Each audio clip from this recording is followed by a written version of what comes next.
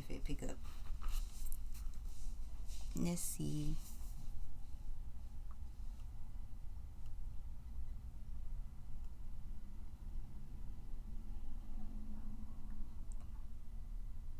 Can you hear me?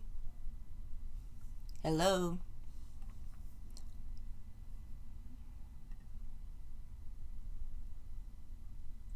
Can you hear me? Got it. Alright.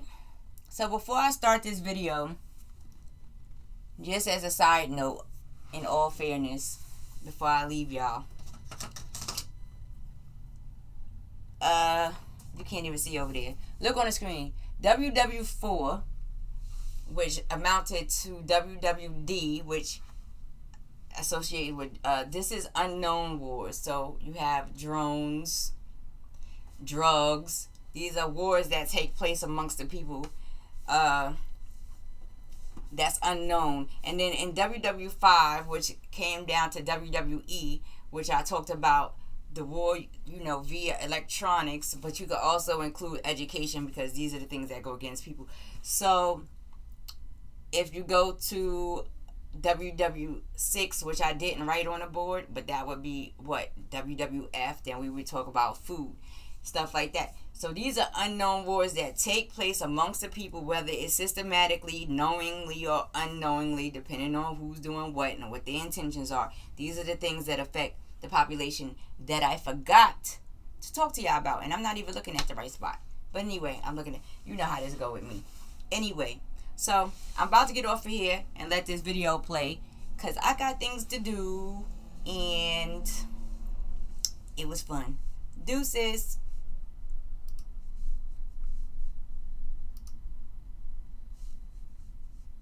Doing a little numerology and history and a discussion of war in the past and the predictive properties of numbers for the war or potential war that they say may happen.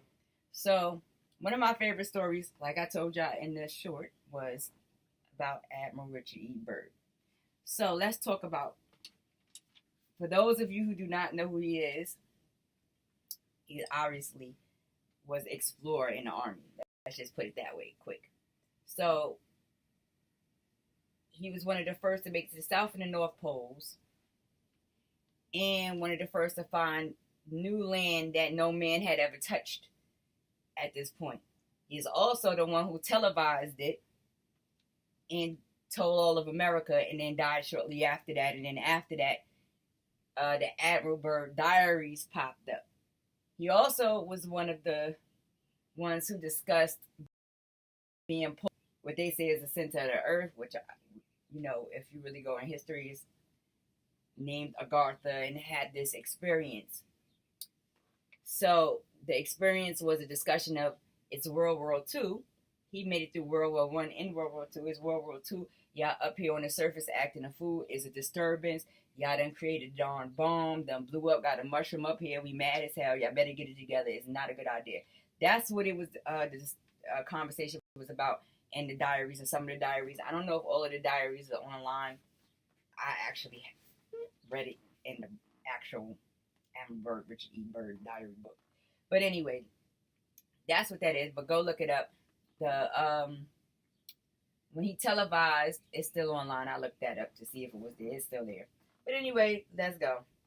So Admiral Richard E. Byrd breaks down to 31 and 4, first name, and then sex 7, and then initial 5, and then Byrd 24 and 6. Overall high number is 103, which 4, and a low number is, which, the low number is 17, and breaks down to 8. So when you're looking at that, it's a Neptune in Venus. So in the overall energy process of stabilization, which, this is somebody that's in the Army. Naturally, this is what he's going to gravitate towards. The deeper truth and mysteries, which clearly they kept calling him for, because he was one of the first to make it to the South North Pole and find new land, which was a mystery because no one knew about it. And he's one who told the truth about it publicly And then you talking about Mercury, which is, flexibility and change, which is necessary in order for him to even be in that position. And then you talk about Venus, which comes up in his family name, and that's a discussion of family, nurturing, home, stability, and so on and so forth. Now, when you look at this overall, you got you have Saturn and Mars in the overall, which lets you know naturally he would gravitate towards being in the army, being successful, and achieving what it is that he's trying to achieve. Period. And of course, that's the process all within itself to reach the same levels and have the same exploits that he had, right? So now you see these blue lines under here. 1, 2, 3. There's a pattern throughout his name of the double nine. So therefore, I decided I was going to look up double nines. I usually don't go beyond 11, 22, and 33. But I found it to be interesting because it came up 3 times. So when you talk about the double nines, you talk about change and personal development and transformative phases in life, which clearly he experienced, right? Now, keep in mind that you're going to see that the double nines kind of match the discussion of the regular 9, which is in Pluto, which comes up in his date of death. You're going to see it again. Anywho, let's go to date of birth. 10/25/1881. 1888. 1881 is a specific number to myself, so that's why I came up that way. But it's 1888. So I didn't go all the way deep into it. I just went across. So we got 1923, which breaks down into 15 and 6. And this is in his date of birth, which matches his family name, that stable family environment, right? And then you have the date of death, which is March 11, 1957, which comes out to 1971, which equals 18 and 9, which brings you into the Pluto energy, which matches the energy of the double nines. And it's talking about that transformative energy, right? And if we look at the generals, what is it? Selflessness, compassion, and endings, and the transformative energy. And of course, he was in it, date of death. That's a transformation. It's spiritual, and so on and so forth. It says, I had to look this up because I don't know all of the dates off the top of my head. But it says that he was recalled to duty for World War II in March 26, 1942, which brings you to 1971, the number 1971. And it also 9, which 1971 comes up there, 1971 comes up there, brings you to the 9. And so that brings you back into the Pluto energy. You break it down, you have 3, 8, and 16. So the high number is 27 and 9, and the low number is 7, right? Now, with that being said, if we're looking at the fact that Pluto is a little bit dominant right now in a situation, and you go into the 7 with the Uranus and the situation, which we already talked about, right? Which in his middle name, which is Richard, which is the deeper truth, is letting us know that when he was recalled to duty, that's what it was about. Period. He ends up in that situation where he has to help. Matter of fact, he ends up in that situation where he's sent to explore again, where he already explored. Period. He already explored it. When you in Uranus and Neptune, is verifying that he had information, or was recalled because he had information on the deeper truths of what was going on. Period. Now, when you go to where he was at, you go into Antarctica, the 33 and the 6, which is the master number, right? Helping others, unity, the highest aspect of the 6, which matches him naturally. That's necessary in order for you to, at that time, be traveling Antarctica. Now, the discussion of him being pulled into the middle of the earth, Agartha, 29, 11 and 2, which is a master spiritual number, right? So you talk about duality, secrets, unknown, That's the information that he received when he was pulled into the center of the earth, according to the story. Things or awareness or knowledge that other people wasn't going to understand about the effects of the World War II, right? So then he televised 12/8/1954, which comes up to 1974, which brings you to 21 and 3, Jupiter energy. The high number brings you into Jupiter energy, and then the middle number brings you into 10, which is talking about complete cycles. And when you get to the low number is the sun. So in that interview, he did communicate, right? Jupiter's a discussion of communication, and then have the 8, which is Mars, and war was a discussion at the time, and success in war, or wanting to be successful in war. And then he shed light on a lot of things that the public did not know in that interview. And so the numbers state that. So now, let's look at the predictive properties in numbers in the war. So you got World War I. If you break down World War I, and you turn the number into a letter, you got WWA. So, air. And today's time, maybe artificial intelligence, but in that time, air, which was being disturbed. You got World War II. And remember, there's you have the ground wars, you have them flying. He was in the Air Force. So, World War I, they in the air. World War II, bombs is, being blown up. And that's when he gets pulled into a Gotha. So you turn a 2 into a letter, that's a B. And so we got bombings going on. That's what was going on in World War II. They was blowing the hell. They was blowing each other up. If you look into the future, you could still have bombs and so on and so forth. But if we're dealing with technology, and we're in a technology age, then we're dealing with banks, artificial intelligence. You go into World War III, which is a potential war, right? And then we have WW, and you turn a 3 into a C.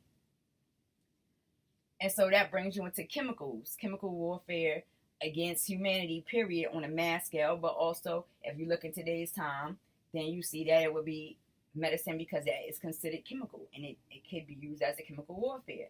So these are known wars.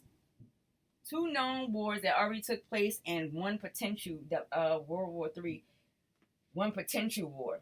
And then you have unknown wars, or hidden wars that take place that's beyond public information, or that's not really made public. But if there was to put a 4 and a 5, then you would be looking at D, and you're looking at drones. And we have drones, and drones are used in war. And a lot of people were unaware of drones for a long time. Drones been around probably before the public. These is unknown wars, would be unknown wars. And then you have WW5, which would turn into E, and it brings you into electronics, and we are in the electronic technology age. And all of these things right now are in combination with electronics right now. Artificial intelligence, banks, medicine, drones, so on and so forth. So, even in the past, in Admiral Byrd's ventures to the South Pole, Antarctica, the North Pole, so on and so forth, and him even revealing secrets to the public regarding his little ventures over there, and what he found in the unknown lands that nobody knew about existed, where life could exist, and so on and so on. And discussing that, that area would be important in science, and then, the treaties that took place, and so on and so forth.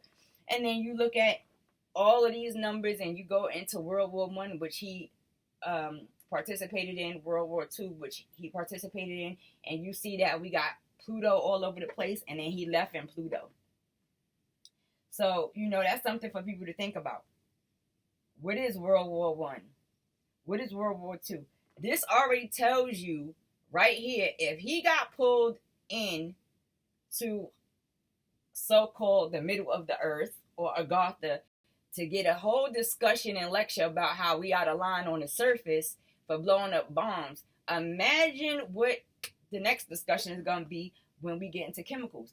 Bombs is one thing. Chemicals is something that they think they control, or can control, and can't. if you let go some chemicals in another country, we all still share the air on the whole entire planet. It's going to move. So, you know, we have to look at that. And then, you know, if you go further in, you know, you got WWW World War. The water got contaminated, air got contaminated already, bombs already been blown up, chemicals already been released into the air, and then you already got drones flying around, personal drones, military drones, all kind of drones. And then you got electronics, which is integrated into every aspect of our reality at this point, which can be used as warfare against humanity, as a control mechanism against or for humanity, depending on who's in power and what their real intentions are, determines on how this is going to affect us as a whole entire species of human beings on the planet. And this is why, once again, I say that this right here, right now, WW3, WWC, chemical world, this is a bad idea. And this one is a bad idea too, right about now. It's just a bad idea.